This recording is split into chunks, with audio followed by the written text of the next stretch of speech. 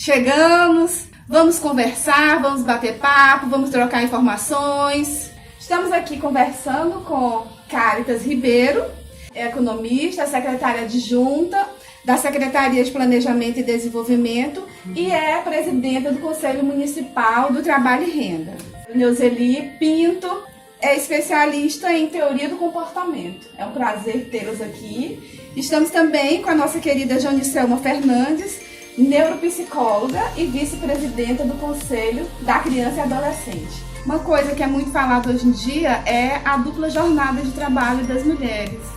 Essa mulher do século XXI, essa mulher moderna, essa mulher jovem, essa mulher que luta, que trabalha fora, que trabalha em casa, essa mulher é a mulher do século XXI. Eu queria saber de vocês, o que vocês acham dessa dupla jornada de trabalho, desse novo momento? O que vocês acham dessa mulher do século XXI? Agora com elas.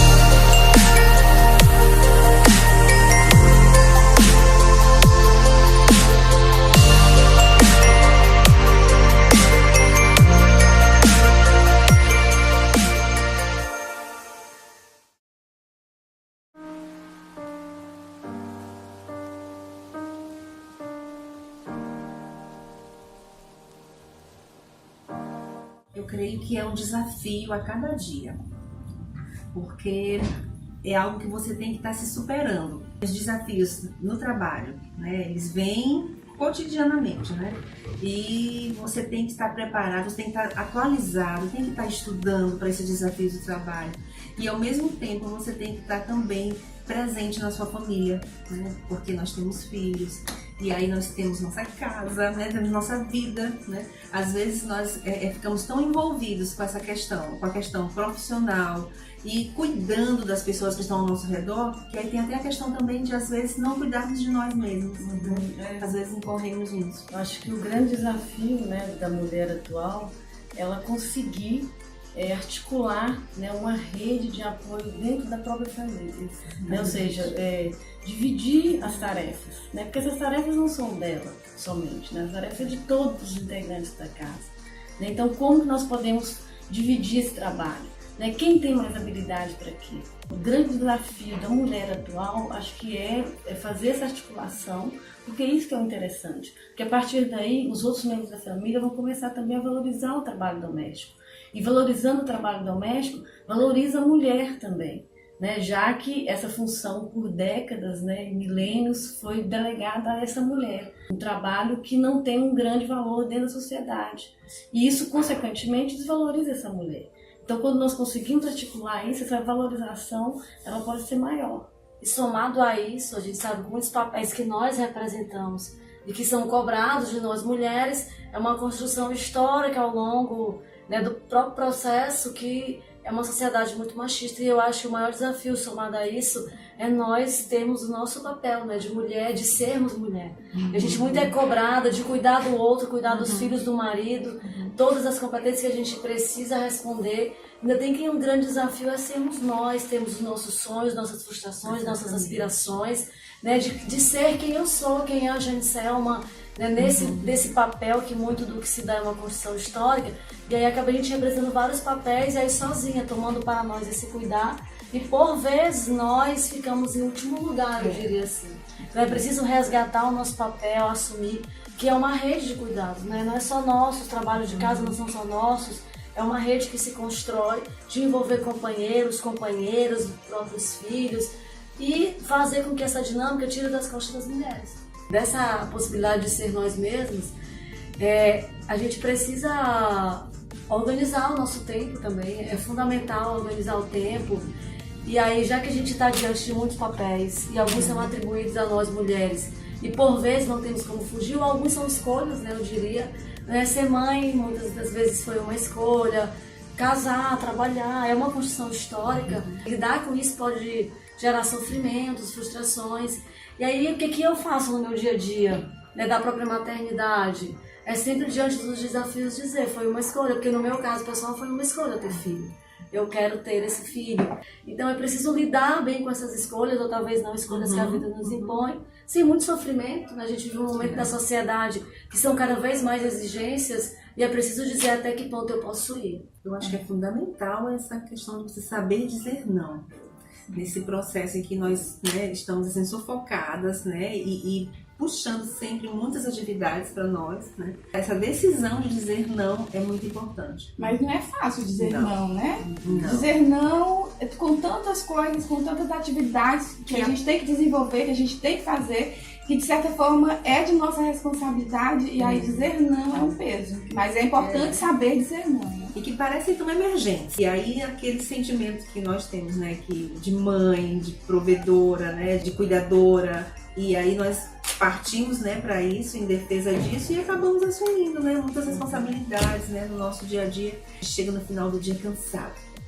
E esse cansaço, às vezes, impede de você interagir com a sua família, com seu filho. Impede também da gente se cuidar. Eu acho que às vezes esse cansaço de tantas atividades, tantas coisas, às vezes a gente precisa ir numa academia, precisa fazer uma atividade física, mas às vezes a rotina fica difícil. Você precisa cuidar de si, né? Cuidar da sua mente, do seu corpo. Em que momento que vai ser dispendiado esse tempo? Olha, de 6 da manhã até 9 da manhã, esse tempo é meu. Eu vou para academia, entendeu? Eu vou pensar em mim. À noite, qual vai ser o meu tempo destinado aos filhos, ao cuidado? Não, eu vou almoçar com minha filha todos os dias. Isso é uma coisa que eu que busco na escola.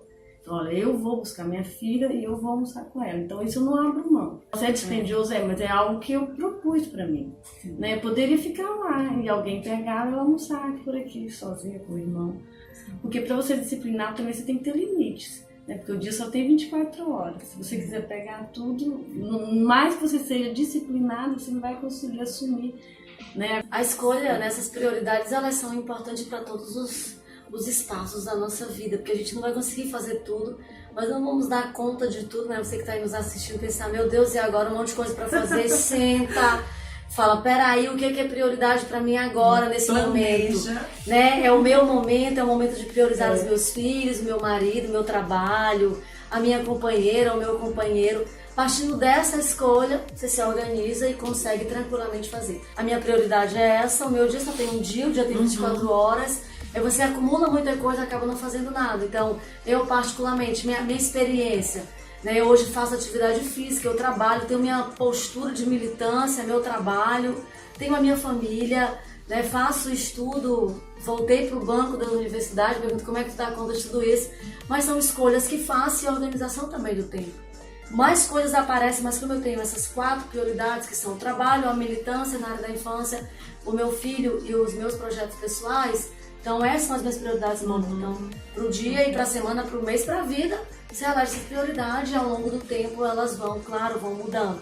Mas é preciso ter prioridade e foco. Parece meio um jargão popular, mas eu sempre digo que sonho sozinho não precisa. Você tem que sonhar e ter atitudes. Então, se você está aí assistindo, ai meu Deus, elas fazem muitas coisas. Mas a gente em algum momento abriu mão de algumas, escolheu outras. Então, a palavra que eu diria hoje, né, atitude e foco naquilo que você quer, que a gente acaba tendo resultado. E muito dizer, não, mamãe tem que fazer tudo, peraí, não é assim. Vamos dividir, se tem um companheiro, uma companheira, se tem alguém, dividir. E aí levar, porque a gente não vai dar conta de tudo, ainda vai ficar frustrado, triste, achando que todo mundo é feliz, menos eu. E não é bem assim. Verdade. O que a gente tem que fazer é se organizar, priorizar e aprender a dizer não. São palavrinhas mágicas, são atitudes mágicas. E vocês perceberam que na fala é assim que funciona. A rotina existe em todos os locais, mas que essa rotina seja boa para mim, para você, para toda a família. É muito importante que essa rotina funcione, mas que funcione bem e que a gente fique feliz. Nós temos a mesma missão de cuidar, de amar, esse mesmo cuidado das nossas mães, das nossas avós. E agora, as coisas mudaram?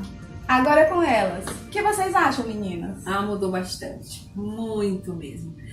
A minha mãe, por exemplo, ela casou com 15 anos, fugida de casa, porque o pai era contra o relacionamento. Então ela fugiu com 15 anos de idade e foi morar no interior, né? Ela teve 3 filhos apenas. Ela conviveu com meu pai 66 anos. No sábado, o meu pai fez 5 anos de falecido. Ela sentiu muita falta por conta desse vínculo que eles tinham muito grande. Ela vivia para cuidar dele, do meu pai, né? E quando ele faleceu, ela perdeu, né, essa referência, perdeu o objetivo dela de viver. Tanto que até hoje ela ainda está muito triste, a gente, né, tem todo um cuidado com ela, porque ela ficou muito dependente desse relacionamento, né? E hoje em dia a gente vive de forma mais independente. Isso não quer dizer que a gente ame menos, né? Se ama também, mas se ama também amando a si mesmo, com a liberdade, dando a liberdade que precisa ter, né? E olhando mais para si também. E aí você pode, dessa forma, se relacionar melhor. Porque em todo relacionamento, como nós nos doamos muito, nós temos a tendência de cobrar muito também. Né? A minha história e da minha mãe, eu acho que ia ser um pouco parecida. Uma pessoa assim, que sempre lutou muito pelo que ela quis. Ela foi à luta, foi se qualificar, foi arrumar um trabalho. Dentro do contexto histórico hoje, né, eu penso um pouco diferente dela, mas eu percebo que ela também evoluiu também muito nos pensamentos e nos valores. Né? Então, tipo, ela tinha uma barreira muito grande em relação ao divórcio, em relação à homossexualidade. Né? Hoje, eu percebo que ela tem uma abertura muito grande. Então, isso é importante também porque eu vejo nela assim, uma pessoa que nós estamos sempre em construção. Ou seja, ela conseguiu se dinamizar com as mudanças da sociedade. Né? Então, eu me vejo muito nela, porque minhas mudanças também foram muito radicais. Apesar de algumas diferenças, mas eu acho que a gente evoluiu mais ou menos parecido. Né? Apesar dela ter vivido em outro contexto, em outro momento, com outros valores, mas ela conseguiu acompanhar. O interessante é isso, né? Você conseguir acompanhar de acordo com as mudanças, porque a família vai mudar. Né? Então nós mudamos, eu mudei, eu comecei a pensar diferente, viver diferente, minha irmã também, meus irmãos. Então ela teve que conviver com isso, então ela teve que se construir também. Faz parte do próprio processo histórico, da dinâmica da sociedade, que é uma mudança de conceitos. Então, desde a faixa etária para o casamento, de se uma mulher que não casava até os 15 anos de idade, a gente já vê algumas mudanças, apesar que a gente ainda encontra muitas barreiras, né? Muitos desafios que talvez as mulheres que simplesmente decidem não casar, mulheres simplesmente que decidem não ter filhos, mulheres que decidem apenas trabalhar, ou mulheres que decidem ter uma companheira e não um companheiro. Não sei se é aceitação, mas talvez uma vivência maior com a quebra de padrões. A minha mãe teve filho muito cedo, só depois também foi estudar. Teve filho jovem, na adolescência, foi estudar. Já a minha avó também teve filhos na adolescência, mas não estudou, se dedicou apenas a criar os filhos, 16 filhos. E a minha mãe teve filho na adolescência, com 20 anos já tinha 4 filhos, e aí somente depois voltou a estudar e seguiu sua carreira, separou, teve outro casamento. E aí chega já a minha época, já tive só um filho, são papéis diferentes, os filhos são diferentes, as crianças são diferentes, são momentos diferentes. A gente hoje tem crianças com mais autonomia, então há uma nova dinâmica na sociedade, adaptar-se a conviver, eu penso que é a saída. Porque às vezes você se prende a padrões, ou você que está aí, eu não quero casar, não quero ter filhos, eu não quero ter um marido, se é uma mulher que quer ter uma esposa, uma companheira, ou você é um homem que quer ter um companheiro. E aí é seguir, de romper com esses padrões, porque eles vão sempre nos medir, cercear a nossa vontade, o nosso direito. Então a gente está aqui para isso, para quebrar padrões, construir novos, Sempre eles existirão. É importante você romper e ver onde é que você se encaixa nisso. A diferença entre a minha mãe, o pensamento da minha mãe, o pensamento da minha avó, é bem diferente. E é importante que essa evolução a gente perceba que ela acontece. E essa evolução ela é diária, ela é constante, ela se dá na troca do dia a dia, ela se dá na rotina do dia a dia. Eu acho que essa evolução ela perpassa as gerações, que estejamos abertas para esses novos momentos. E é necessário, né? É muito necessário. Nós não podemos esquecer que de mais longe nós viemos. Bem aqui, pertinho, no século passado, nós tivemos direito ao voto. Graças à luta das mulheres, sim. As sufragistas estavam lá, lutando pelo nosso direito de votar. Hoje, nós nos perguntamos, podemos sonhar? Quais são os sonhos que passam pelas nossas cabeças? Quais são os sonhos que nós queremos atingir? É necessário sonhar. Eu tenho meus sonhos pessoais, meus sonhos de ter uma sociedade onde as pessoas possam se respeitar mais, independente da sua condição social, do seu currículo, da cor da sua pele, da sua orientação sexual. Então eu acredito que esse é o engajamento nosso. Não adianta ter somente sonhos pessoais, porque nós não vivemos fechados em uma bolha. Eu não posso pensar que para mim tá tudo bem, tá legal, e eu falo numa sociedade de equidade, né? Eu penso muito que a atitude que move o mundo é levantar do seu sofá ideológico e dizer, então eu sonho e eu estou contribuindo para esse sonho acontecer. Eu acho que a gente já conquistou muita coisa, né? Mas a gente ainda tem muito que conquistar. Nós ainda não conquistamos o direito de ir e vir. Eu não posso sair à noite sozinha na rua. Eu fui pegar um Uber outro dia de madrugada, eu já fiquei com medo. Nós não temos o direito de caminhar só. Não temos essa liberdade. Então, acho que isso é fundamental. Nós, mulheres, ainda temos que sonhar muito, né? Pelo respeito, né? Pela dignidade, né? O respeito no trabalho, né? Não sermos assediadas, termos salários iguais aos homens e recebemos menos por isso, né? Cerca de 22% a menos, em algumas profissões até 45% a menos. Nós convivemos numa sociedade patriarcal, machista. Então a nossa luta tem que ser no contexto, nas instituições, com os outros e com nós mesmos.